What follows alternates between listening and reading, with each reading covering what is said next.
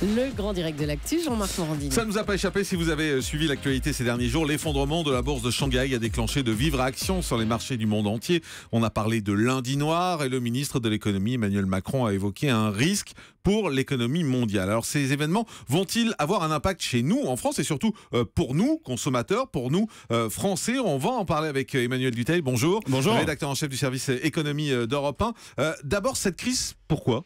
Alors, il faut voir que cette crise vient de Chine parce qu'il y a des doutes sur la croissance chinoise. Le pays est toujours en forte croissance, aux alentours de 7% cette année, mais 7%, ce sera l'une des plus faibles croissances de ces dernières années. Et c'est véritablement ça qui inquiète, puisque s'il y a un ralentissement en Chine, ça veut donc dire qu'il y a moins de débouchés pour nos entreprises, par exemple nos groupes de voitures, puisque Renault, Peugeot vendent beaucoup en Chine. Il y aurait également moins de débouchés pour le luxe, donc tout ça aurait un impact. Et puis, il faut voir que si la Chine consomme moins, c'est-à-dire qu'elle va aussi consommer moins de pétrole, moins d'acier, par exemple, pour fabriquer des voitures. Et ça aussi, ça pourrait du coup avoir de grosses répercussions dans le monde, parce que, par exemple, la Chine représente à elle seule près de la moitié des achats des matières premières. Donc c'est pour ça qu'il y a véritablement cette inquiétude globale. Alors soyons un peu égoïstes, regardons-nous, Français, est-ce que ça peut changer quelque chose pour nous, pour notre quotidien? Est-ce que ça peut faire augmenter le chômage? Est-ce que ça peut avoir des conséquences sur les tarifs, par exemple, de certains produits? Non, alors pour le moment, ça n'a pas de conséquences. Mais effectivement, ça peut avoir quand même quelques petites conséquences, en tout cas à court terme.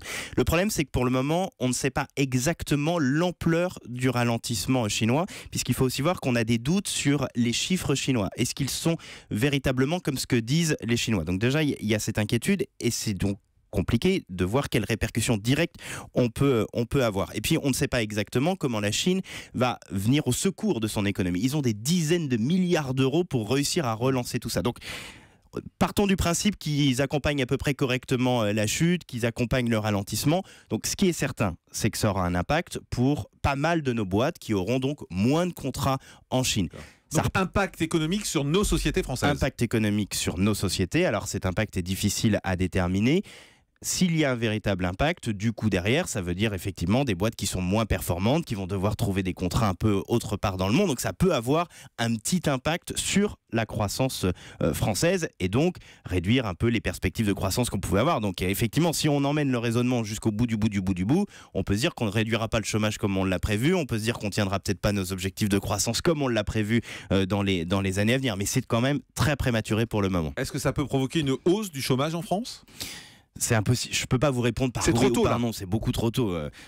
On est plutôt aujourd'hui toujours sur des perspectives de chômage qui donc devraient pas d'affolement, commencer. en tout cas. Non, surtout pas d'affolement. Surtout pas d'affolement. Parce que, donc, comme je vous disais, il y a un ralentissement de la croissance en Chine, mais on reste à des niveaux extraordinaires en Chine.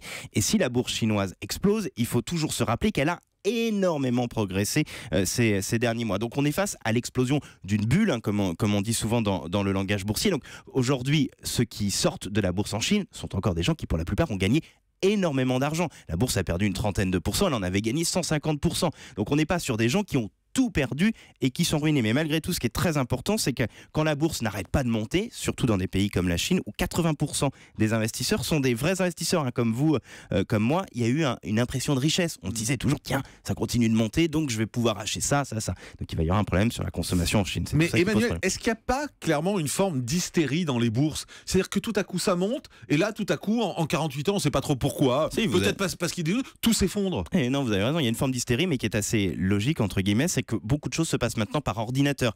Il y a très peu d'humains maintenant derrière la bourse. Il y a des ordres qui sont passés et à un moment, quand un ordinateur part, tous les autres suivent.